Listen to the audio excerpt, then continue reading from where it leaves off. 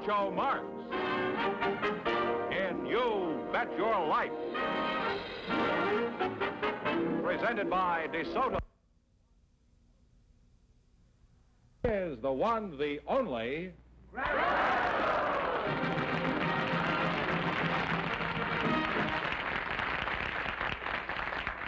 Well, here I am again, winding up the 9th year of You Bet Your Life. 9 years. Starting next week, we begin our summer series, The Best of Groucho. These are some of our best shows from the past. George, who's on the first summer show next week? Do you remember? Yes, Billy Pearson, the jockey, is going to be on the first show. Oh, yes, that's right. I had a lot of fun with him when he was on our show. Since then, he won $64,000 on some show. I can't think of the name of it, but... Of course, we're going to have a lot of other wonderful people on the show, too, that we had on before. Well, I hope so. And remember, it starts next week, and tell all your friends, and tell Jack Webb, too. I will. All right, let's get on with tonight's show. We've got $1,500. The duck comes down if anybody says it, and you get $100. Groucho, Ann Rowell, and Henry Jacobs are standing by to talk to you. They are. Folks, you come in, please, and meet Groucho Marx.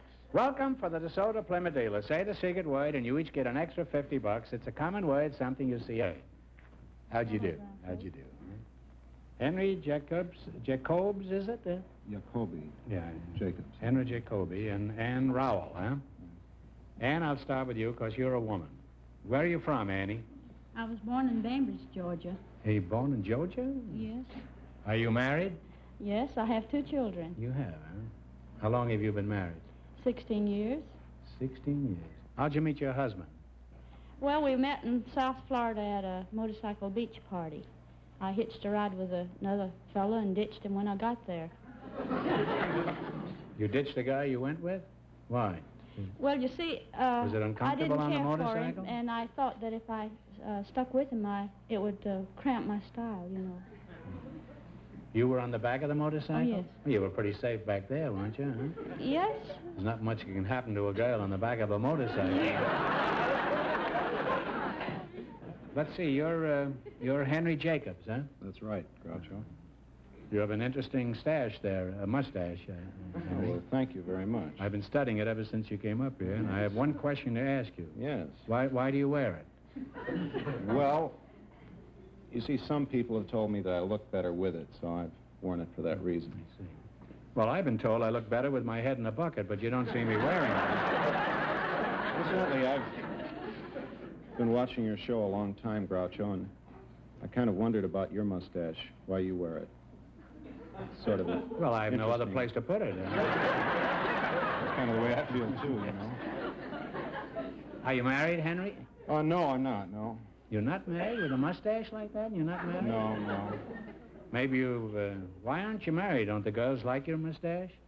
How do you Well, pronounce it, mustache or mustache? Mustache. Mustache. Yeah. Mustache,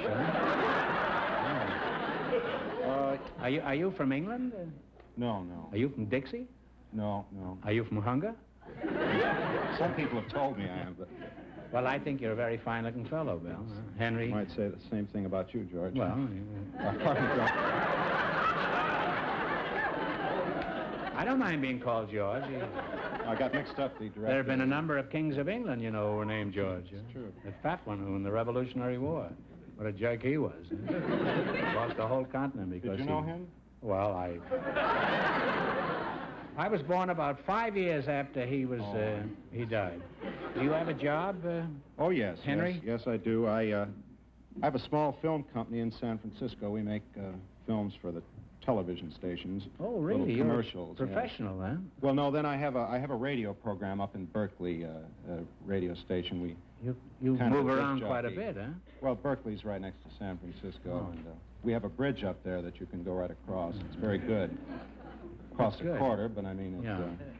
I have a bridge. It costs $300.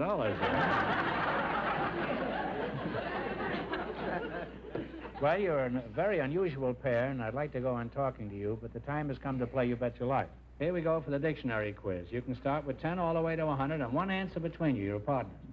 What do you want to start with? 100. 100, all right. What is a hedonist? Hedonist. Pleasure. It's someone who devotes their life primarily to the pursuit of pleasure. You don't have to go any further. You hit it right on the nail with the thumb with a hammer. You're off to a great start. You have $200 now. And now what? 90. 90. All right. Synonyms are words of the same meaning. What do you call words of opposite meanings? Anonyms. And did you know that, Ann? I'd heard it. Oh. You now have $290. And now what? 80. $80. What is a visage of a person? What is the visage of a person? V-I-S-A-G-E. It's the face. It sure is. It sure is. You now have $370. Now what? 70. 70, huh? For $70, what is a cistern? It's a well. Right.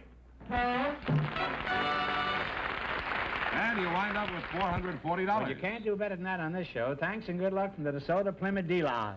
Thank you very much.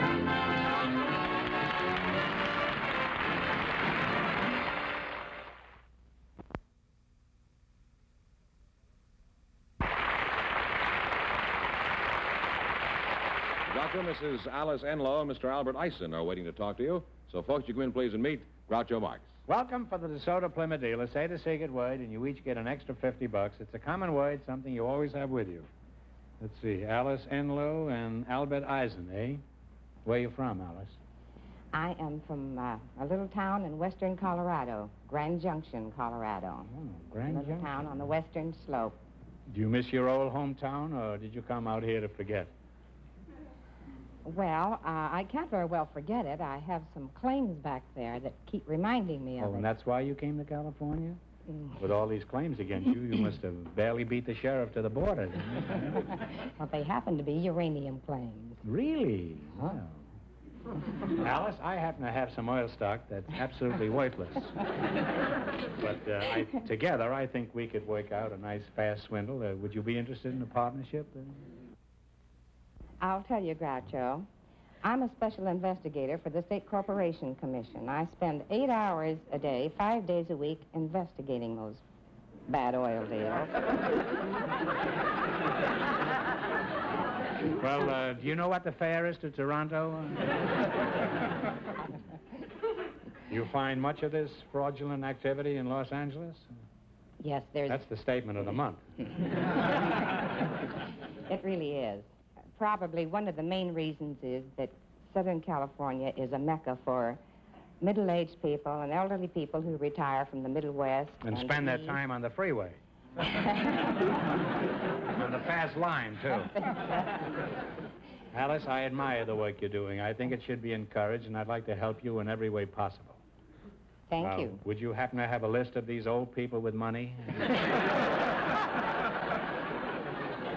Not You see, really. I haven't got too much time, and I'd like to get started right away if I could. Now, I'll get back to you, Alice. Who are you? Anybody that I should know? Albert Eisen, Groucho. Eisen, huh? That's right. Are you in the stock business? No, Groucho, I Where are you from? I was born in Los Angeles, but when I was 5.5 years old, we moved to Torrance.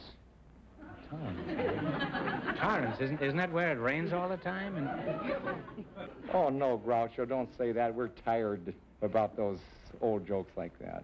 You were going to tell me that joke that when it rains, it pours in Torrance. Actually, what I was going to say was that when it rains in Los Angeles, it comes down in Torrance. Same joke. Al, you've got me interested in your town. Where is it, and what is it like there? Torrance is 22 square miles, and we have 75,000 people. Are there many umbrella shops in Torrance? We've gained 50,000 people in the last 5 years. We're increasing in population at the rate of 1,000 people a month, I think. And it doesn't rain there? And you Well, it does rain occasionally. I guess you get that information out. You're willing to concede that, Yes, huh? if I can go ahead.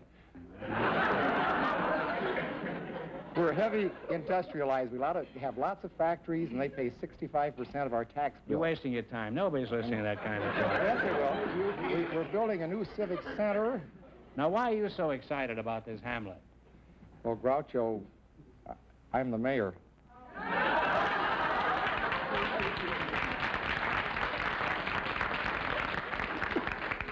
Well, Al, I was wrong, and I want to apologize. You're no small-time operator.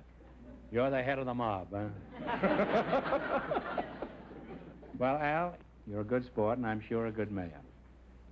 All right, now let's play You Bet Your Life.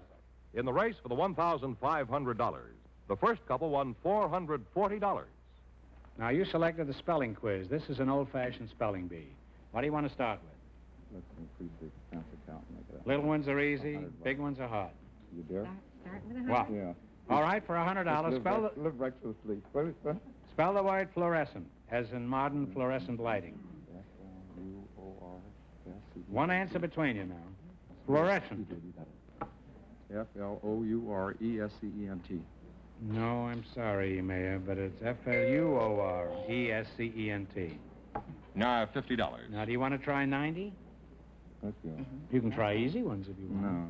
All right, spell the word repetitious, meaning continued or tedious repeating. R-E-P-E-T-I-T-I-O-U-S. You're right, Mayor, that's right. I think it was 90. You now have $140. Now what? I'm not going to influence you. I want you to make your own decision. $80. $80. Spell conscientious, meaning with strict regard as to duty.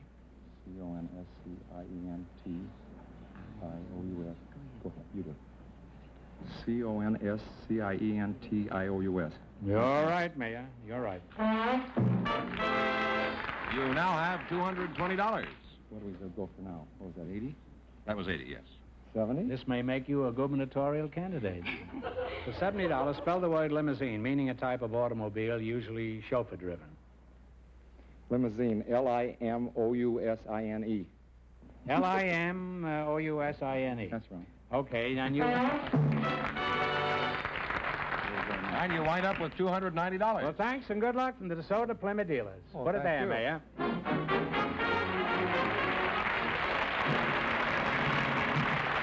Groucho, Edna Kitchen Hill and Wade Ruby are waiting to talk to you, so folks, you come in, please, and meet Groucho Marx. Welcome to You Bet Your Life. Say the secret word, and you each get an extra 50 smackers. It's a common word, something you see every day. Edna Hill and Wade Ruby, eh? Where are you from, Edna? I was born in the deep south, in the deep country in Louisiana. Where are you from, Mr. Ruby? I was born in Coldwater, Mississippi. Oh, you're Southerners, eh? Both Yeah, of you. neighboring states. Yeah. Is that so, huh? Oh, that's very... Are you married, Wade? Yes, Groucho, I've been married almost 25 years. Is that so? That's a long time. You don't look it. How'd you meet your wife? How'd you Well- meet your wife? Well, there's not anything particularly exciting about the way we met, but we had a very interesting honeymoon. Why was that? Were you married to two different people at the time? No, Groucho, Don't you think all honeymoons are interesting? I have an idea they are, yes.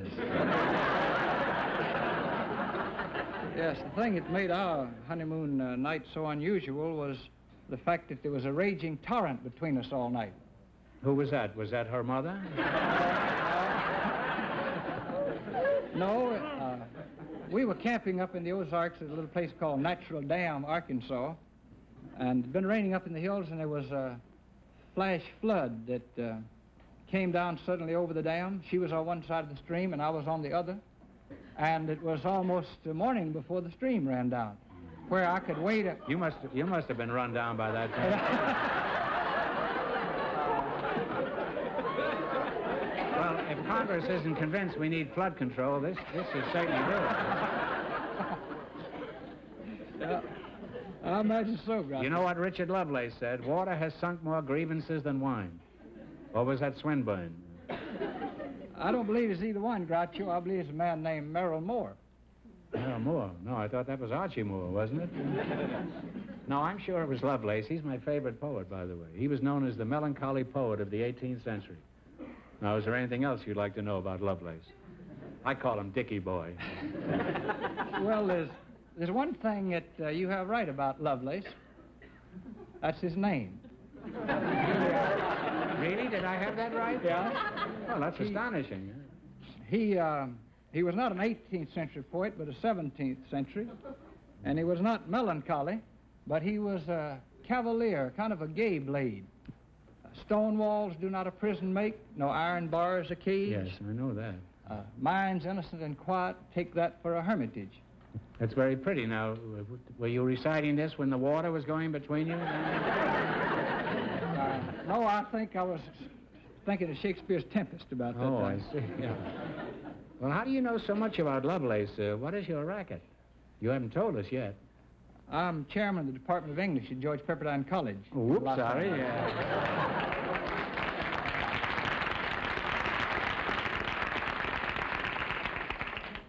You realize you're wrecking my only claim to culture here, don't you?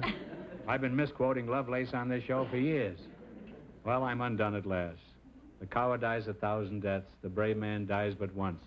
Bridie Murphy.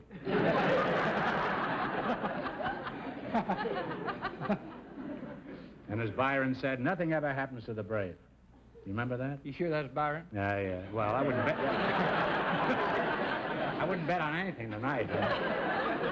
Mrs. Hill, may I ask your age? You may, but whether I'd answer is another thing. I don't care. You don't care to answer? Well, don't tell me. I don't care. I don't mind. I don't care. 62. You're 82. 62. 60. Well, I thought you were around 48. Well, you know, woman is as old as she looks, and a man is old when he doesn't look.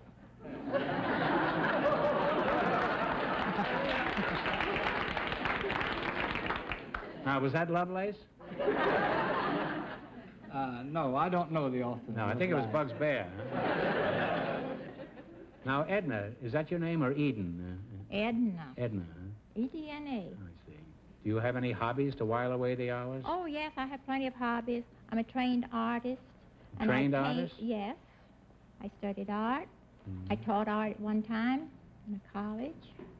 What else do you like to do besides? I raise bonsai. A bonsai is a dwarf tree. Oh, I thought that was a bullseye. Huh? No. Now, what is a you're bonsai? Wrong, you're wrong. A bonsai... Yeah. Yes. Well, how big are these runts? Well, I have an elm that's about this tall, and if it had been allowed to grow, it'd be about 50 feet tall. You know, I have the same hobby, only I didn't know I was interested in bonsais. Oh, you did. As a matter of fact, I have a tree that's over 50 years old, and it's no Oh? bigger than a foot. Now, what do you think of that? What kind of a tree is that? It's a shoe tree. That's true, and if I hadn't trimmed it so much, by now it would be a clothes tree. I'm sorry, Edna, I didn't mean to be so hysterically funny, huh? No, you weren't.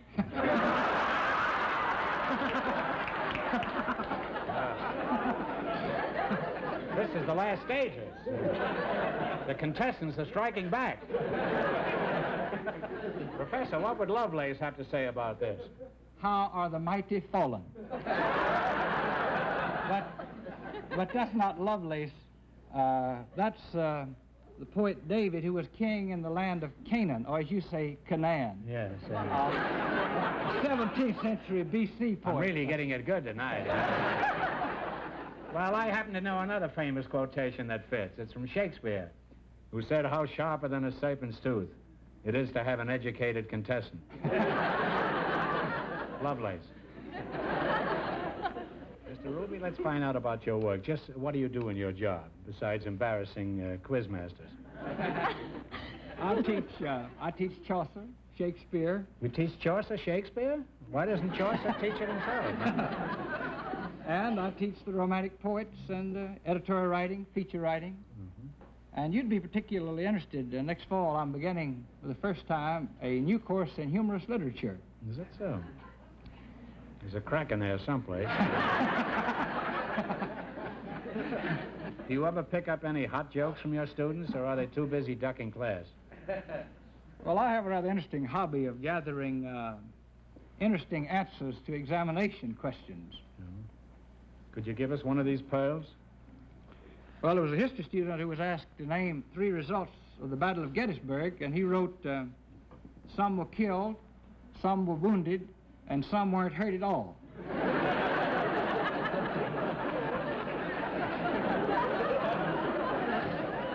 Well, you know what the original joke was? No, I haven't heard it. The question was, how many bones do you have in your body? And the kid answered 900. So his teacher says, that's certainly more than I have. And the kid says, yeah, I know, but I had sardines for lunch.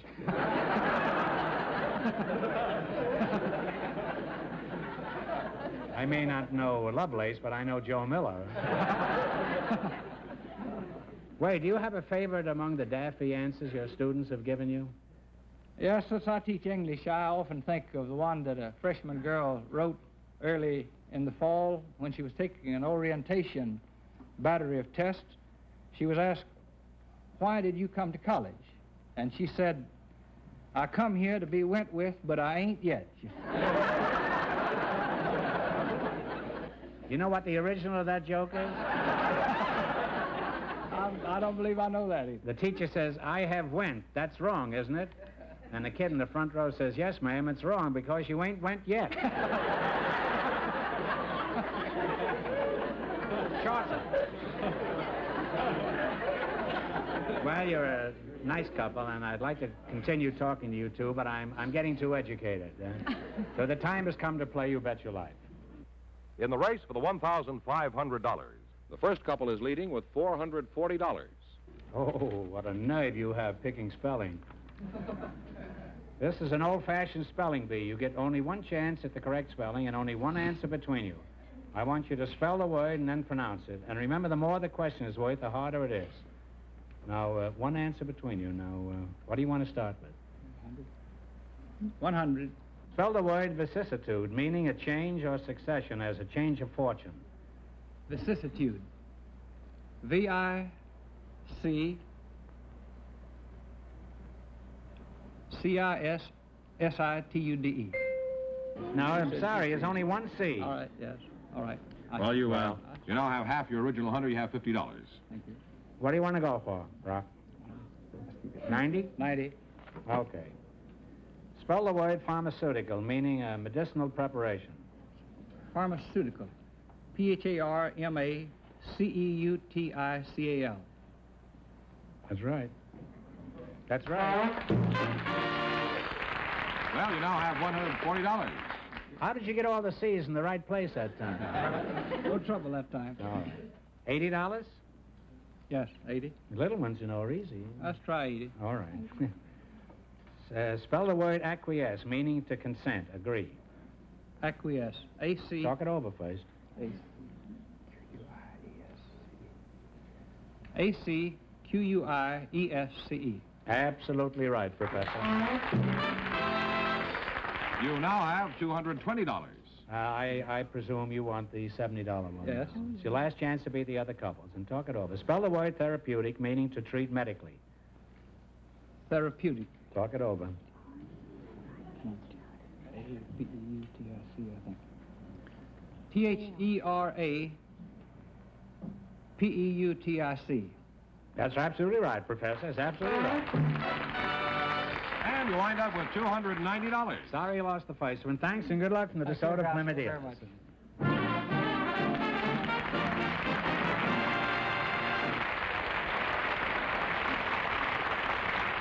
That means Mrs. Rowell and Mr. Jacobs with $440 in just 1 minute get the chance at the $1,500 question.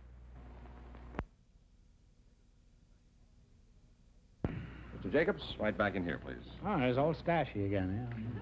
All right, here we go for $1,500. I'll give you 15 seconds to decide on a single answer between you. Think carefully, and please no help from the audience. Here it is. Franklin D. Roosevelt served the longest presidential term in our history. But for $1,500, can you tell me who served the shortest period of time?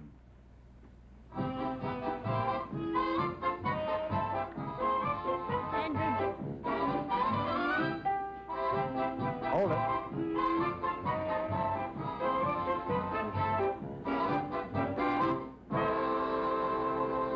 What is it? Andrew Johnson. No, I'm sorry. It's William Henry Harrison, who served 1 month. That's a shame. Well, you lost the big money. How much they win the quiz, George? Well, they went all the way in the quiz, $440. Well, that isn't too bad. Thanks for being with us, and thanks to all of our contestants on the show tonight. Sorry you lost.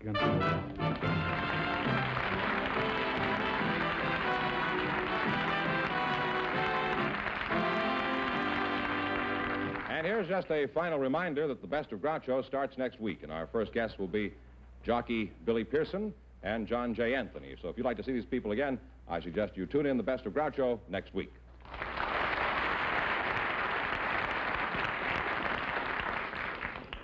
Friends, go in and see a DeSoto Plymouth dealer tomorrow.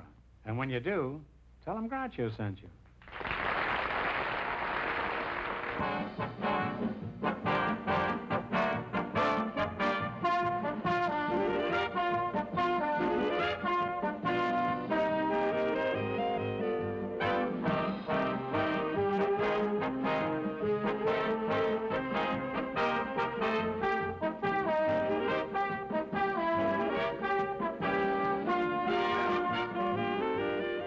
This is George Fenneman signing off with a reminder from the National Safety Council. At night, drive at the speed which will permit you to stop within your headlight range.